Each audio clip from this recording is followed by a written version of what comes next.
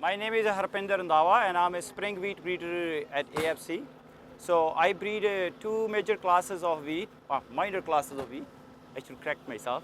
One is a Canada Prairie spring wheat, another one is a soft white spring. And sometimes we have other interest in other classes like a general purpose wheat or Canada Northern spring wheat, the new CNHR hot red class. So I'll talk briefly about some of these classes before some of the variety we will discuss. So my breeding program is primarily funded by Alberta Wheat Commission, Western Grain Research Foundation, and Cantora Seeds. So I like to thank all my funding partner before we move ahead to our discussion. Of course, I said first.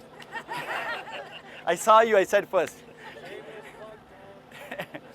Anyway, so like I said, my breeding program is all on spring wheat, and two major classes breeding focuses on CPS and soft white spring wheat.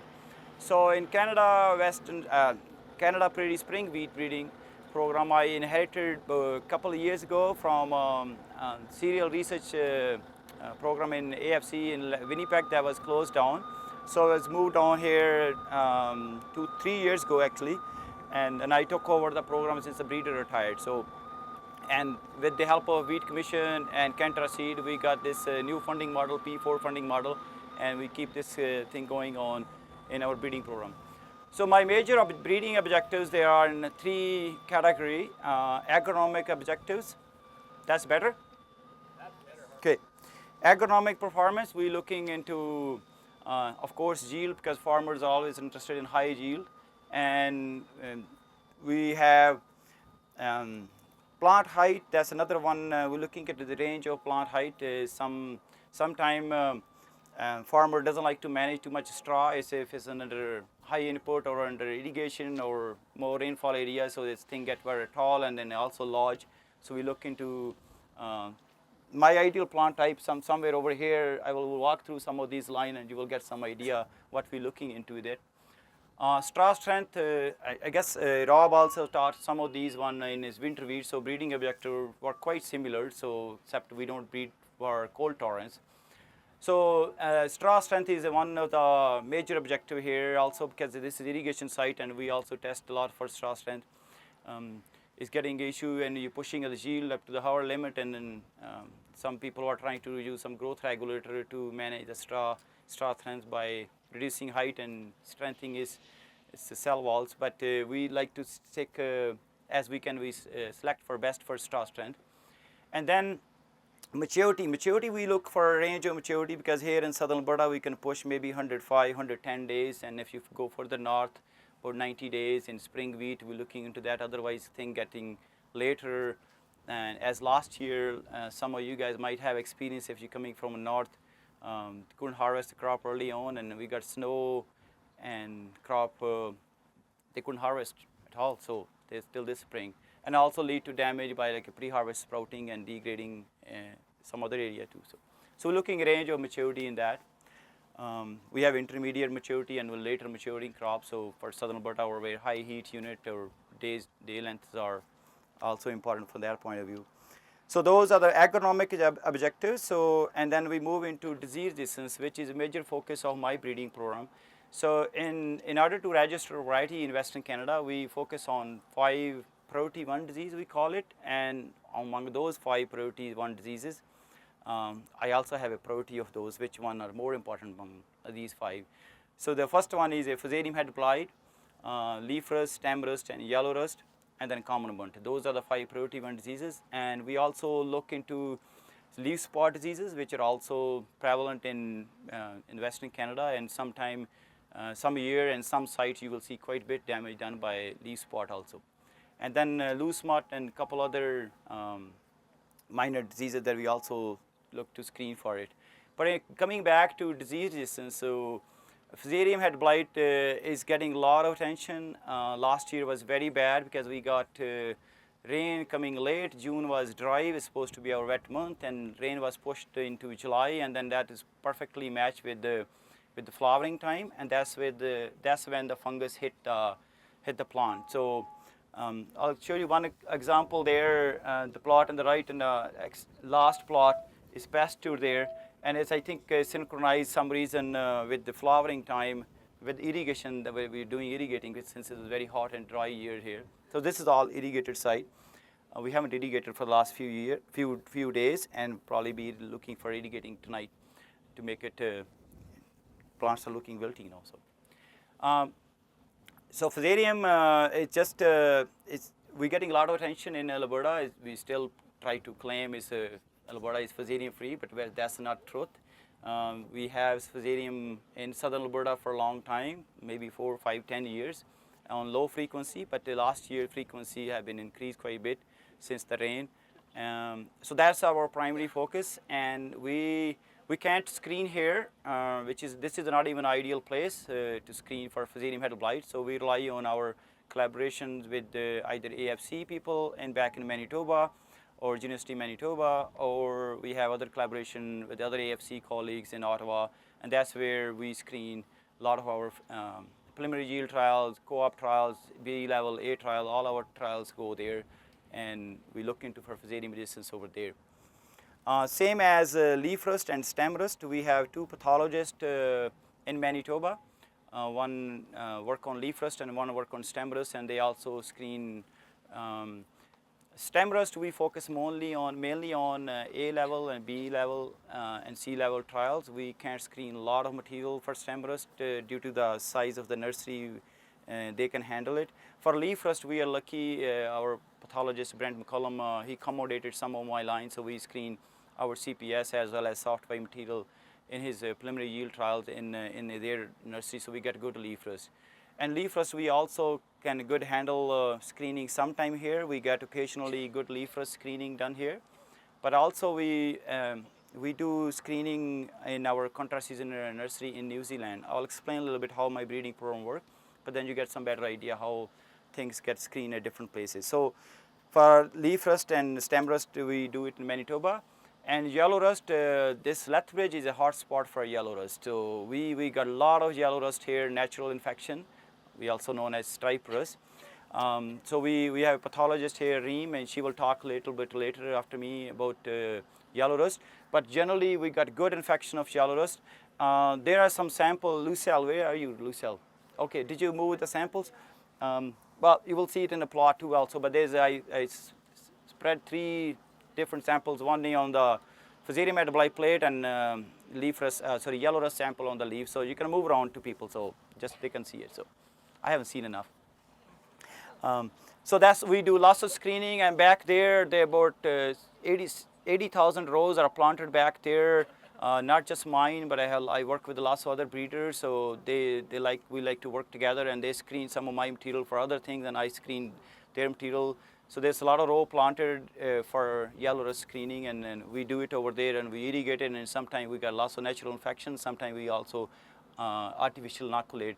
We collect inoculum from winter wheat, which was a loss of yellow rust on winter wheat about 3 or 4 weeks ago. Now it's all dried up. Then we're inoculating it, and it start also appearing in my breeding plot here. So since we do finished inoculation, so. And common bunt, that's the last disease. We also mostly work with the Reem and her crew screen common bunt disease for us. So those are the 5 diseases that we breed for and look for resistance there. And then third major objective is, of course, the quality. And quality is a quite complex trait, and we like to test our early as we can, but we have a limited number of samples, so we go in a different level of quality testing, how far we gonna go. So we test in the preliminary yield trials, we test for flower yield, of course protein test with flower yield and falling numbers, and we do mixograph just to get some idea on the level of gluten strength floating around in those population. And then eventually in further generation we go into maybe phrenograph, and then when we reach into like a advanced yield trials we move further, and then in the co-op levels they're testing for extensograph to really get the bottom of what is a gluten strength, which is most important in spring wheat going on. So the classes I work on is CPS, but there's a new class created about a year ago. It's called CNHR, Canada Northern Hot Red Spring. So if you look into the classification of spring wheat, there's a CWRS, which is like a 14 or 14.5% protein and very strong gluten strength. And the next one is CPS, which is about a 1% lower protein, but similar or even stronger gluten strength properties. So functionality wise, they're very similar.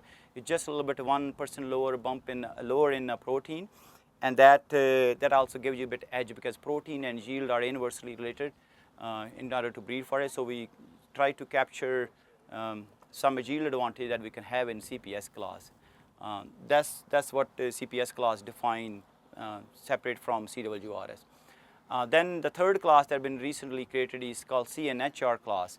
So in CNHR class, the protein could be same as CWRS or could be even 1% lower than CPS. So 2% protein range could be range of protein. But what I mean, it has lower gluten strength. So many of our CWRS wheat recently has been reclassified into CNHR class, and I think as of August 19 or 18, many of them are moving into CNHR class. So the farmer need to be aware of some of the varieties. So since I don't breed have CWRS, I will focus on some of these CPS or previous CPS wheat that going back into CNHR class based on the new classification they have it in. Can we ask a question now? Or? Sure, yeah. You guys have been breeders of CPS have been very good lately of keeping the SM1 gene alive, and because of that, most of the new ones coming out are going to be VBs. Yes. You've just come out with a brand new one called AEC Tenacious, and for the first time now we've got resistance to fusarium head blight in a spring wheat. Yeah. Wonderful news. The only problem is, because it's the only R out there, you have 10% going to be susceptible to fusarium. Refuse. And guys are going to pay for seed to get this resistance and put it in areas where it's the highest risk of having fusarium head blight, thinking that when you get the elevator, it's going to be all great. And they're going to have 10% possibly damaged by fusarium head blight. I can see an issue developing. What's the greater risk? Maintaining SM1 or having fusarium head blight? Oh gosh. Like, we're getting into a situation. Yeah, I know. Yeah. SM1 is the most important gene, and at the same time fusarium is there. But I think that we are looking into some of the management thing. Maybe we can adjust the speed of combine, so all these shriveled grain like tombstones, they can be blown away from the refuge varieties, so they don't end up in too much percentage in the bin. So that's the way I look at it. But well, if you look at the advertising for Tenacious, it doesn't talk about that. No, but all SM gene must have refuge. That's a stewardship plan. So that's where we're going, because risking without refuge in SM1 is, I think, is too much at stake. So I'm just saying the message has to get out that there are going to have some damage from fusarium head blight in the Tenacious crop because of that refuge, and I don't think it's been said yet. So. Well, I guess that's the message need to be talked at different places. So, and it's not just on Tenacious or it's got to be in CWRS. There's another variety like Carberry or Brandon, another one coming up, which has fusarium resistance and also has a midge torrent in them. So that's something either with the seed company or seed distributor, they all need to discuss about it, because they both are very important. And then of course, grain elevator and the farmer, they want to get rid of all these. That's one reason they're growing fusarium resistant cultivar is to get the better protection of the grade from either Dawn or FHB. So. Okay, so moving along a little bit, so these are my soft white here, so I won't talk too much about because in interest of time. This is my newest one, soft white spring wheat. The most commonly grown is Slash, is back there. It's about now 7-8 years in the marketplace. Andrew was third in the row there that took over whole ethanol market back in time.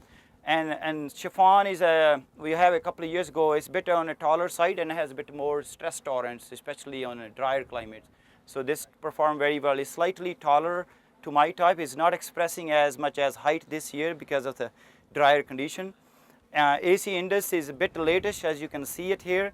And CCAN have the marketing right, and they are probably focusing this one for silage here in southern Alberta, because also lots of farmers growing soft white wheat because it's a higher yield potential and very good straw strength for silage point of view, because they have lots of manure. They can put manure back in their field and go from there. And AC Paramount is a newer one. It's about 6-7% higher grain yield over AC Andrew. Very good straw strength, similar maturity, and good leaf rust, good yellow rust resistance, intermediate in stem rust. Fusarium head blight is susceptible. All my cultivar and soft whites are on tender on Fusarium, and we're working hard to try to improve Fusarium head blight resistance into some of these cultivar. So I won't spend too much time on soft wheat. Move back here. Some of these my general purpose wheat that we have released over time. This is an Innova, very good plant type. Semi-dwarf, very good yielder, good rust resistance to all three rust resistance, but susceptible to Fusarium head blight. This one is Proclaim, bit lower yielding, but has MR rating for Fusarium head blight. So there's a little bit trade-off always when you try to chase a lot of traits back into that. And slightly taller, as you can see, is also general purpose. This is my newer one. I call it AAC Awesome. Where's the Tom? So there you go. Tom called me Dr. Awesome knows because I call this AAC Awesome. Why I call it Awesome? Because this is the highest yielding spring wheat we ever registered in Western Canada. So it's 14% higher yielding, quite a bit to yield bump over AC Andrew in general purpose. Good rust resistance to all three rust, intermediate resistance to Fusarium head blight. So this is the next step in improvement. And actually it has about 70% Andrew in the blood and about 10% winter wheat in his pedigree back in, and also has Fusarium head blight resistance FHB1 in his pedigree. That gave us a little bit better Fusarium tolerant. Very good plant type, excellent straw strength, and very high yielding. And this is special purpose wheat. They changed the name from general purpose to special purpose 2 years ago, so it looked more special. What's the maturity on it? Pardon me? Compared to Andrew? Same, similar maturity. So I'll move into CPS. You guys are from Alberta, so you guys know AC Foremost. It's cultivar, believe me, cultivar released back in '94, and since it's most widely grown cultivar, I think still to date. This variety has been reclassified as a CNHR class because of his weaker gluten strength. And farmer like to grow this one. Central Alberta, Brian, where are you? Brian, Kennedy, wake up. can you help me where more Central Alberta where AC Foremost is grown most widely? West Log. Foremost. No. No, it's up there in the north, Central Alberta. Sorry, Gary was. Oh, Gary. West Lock, Barhead area. Yeah, so, and we're looking for it's being replaced by a penhold, which we will talk a little bit more. And I tell you like why farmers should be moving from Foremost, even from CNHR class, because it's very susceptible. We don't have a lot of rust yet, but this is like a magnet. It's the first thing that will catch the yellow rust there. So it's a nice plant type, shorter, and you see my new CPS going into similar plant type and stronger straw, and we're looking semi-dwarf and higher yielding and better rust resistance. So this is one of them. I'm not sure anybody growing Tabor. Crystal is also very susceptible. If you look at the leaf, and they're gonna turn very yellow in a couple days or a week. Yeah. So let's move into some of the newer stuff. This is a benchmark for CWRS, CPS, and CNHR class for gluten strength. So Glen is ready from North Dakota, and it's lower yielding but has the best gluten properties. So this is a check as a bar where we are in terms of breeding for gluten strength. So this is a variety from AFC Swift Current, Penhold. It's even shorter than Foremost. And it has a very strong straw, good rust resistance, moderately resistance to Fusarium head blight, and I think that's what we're looking into replacement for Foremost when they're gonna reclassify it, and hopefully farmer will stop growing, because there's no PBR on Foremost either, so that's maybe one reason farmer like to grow it. So 4A, this is a major resistance CPS variety. It's the highest yielding CPS variety and has major resistance, good level of rust resistance, slightly tender on Fusarium head blight, slightly taller as compared to these, but hold pretty good for straw strength. And when we're looking into Fusarium resistance, and this is a tenacious, this is the R rating for Fusarium resistance, and you can see slightly taller. It's in my opinion, has a 3 agronomic defect, and we are trying to fix those one. One is a bit taller, And if you want to try to push CPS in Manitoba, and then there's more moisture there, and then even under Lacombe condition, if you go further north is high moisture, then we can have a bit high issue, and bit weaker on a lodging also, and then slightly lower yield. So there's a trade-off. If somebody looking to grow fusarium resistance line, so you have to manage all those three defects, and you have to be cognizant about those three. This is a line from CDC. These are two sister lines that we released 2 years ago, AAC Crossfield and Entice. They are semi-dwarf, high yielding, excellent rust resistance in both of those, and bit tender on fusarium. So this is the one came from Swift Current program last year. This is actually CWRS type, and it was just couldn't make it to CWRS, so this actually now being registered as a CPS variety. So this is my newest one, HY 2020. I haven't come up with a name. If somebody can suggest me a catchy name, that would be appreciated. Can't be make it smaller. I think I talked to Cantra guys, and they're looking into something with a C. So all these varieties start with a C. So we'll look into some of the. Okay, I talked about its characteristics. Some of those. Semi-dwarf, very good yielder, very similar to 4A in zone 1 and zone 2. Intermediate resistance to fusarium head blight, and it also has a midge torrent in it. So this is the first. Is it going to be later? No, it's, pardon me? Is it going to be later than Andrew? No, we don't compare with Andrew is later than CPS, so all of these CPS. So it's a similar maturity with either Penhold, Crossfield, 4A, so its maturity is same. But other thing is also has almost a higher, 1% higher protein content and very high test weight and excellent protein profile. Semi-dwarf, good yielder, rust resistance, burnt resistance. I think it also got loose mud resistance to midge torrent and intermediate to fusarium head blight. So that end somewhere over here, and I will talk just a couple of minutes back what's going on. So this is a C-level trial, corporate trial for all these new CPS line that are coming. It's either second year, third year, or first year. This trial is being grown 15 locations across Canada, Western Canada. And I think there's 6 breeders participating in this. All their lines are here. And if you go a little bit behind, and that's my CPS B trial, that will go into some of the selected line coming into C trial next year. And on that line, the parallel is all my A trials, which is about 3 years down the road, they will coming back in. And these are F8 generations. You can see the plant height. Here's a tenacious sticking out back there, and then you see the rest of the plot back there, and tenacious there, and over there, over there. So you can see how plant height has been.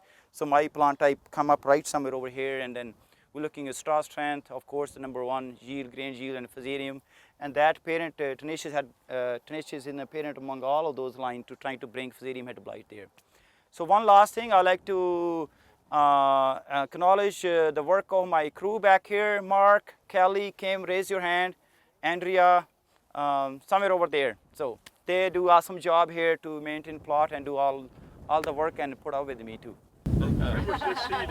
Pardon me? When was this seeded? Mark, you can answer the question. When was seeding date for this one? May 7, 6? Somewhere in there, yep. Yeah, I think the first week of May. Yeah. You should know, Martin. Pardon me? You should know. Yeah, I think wow, we seeded so many sites, so yeah. That was 7, so we go like that. We seeded our dryland site first, and then we come to irrigation site. Sorry, I have a question. Sure. About the fusarium head blight, I've seen that breeders call some of the cultivars like moderately susceptible. What does it mean? Because it's just about fusarium head blight. We don't have moderate. No, there's a difference between susceptible and moderate susceptible. It's just like gradient, so you can't just call them as susceptible and moderate susceptible. It's a little bit improvement, so you can't jump from susceptible to R rating. So it's just that's how breeder looking at incremental improvement, and that's how moving. So we are susceptible, and we have a moderately susceptible like a 4A, and then we have intermediate, and MR like Penhold, and then tenacious is R. So they specific for fusarium head blight. that's just for fusarium. Okay. Yeah. But they use the same type of rating on Oh, all. this is standardized for rust, burnt, and all. They're all standardized rust. So. Any other questions for Harpinder? All join me in thanking Harpinder. Thank you very much. It was a pleasure to host you guys.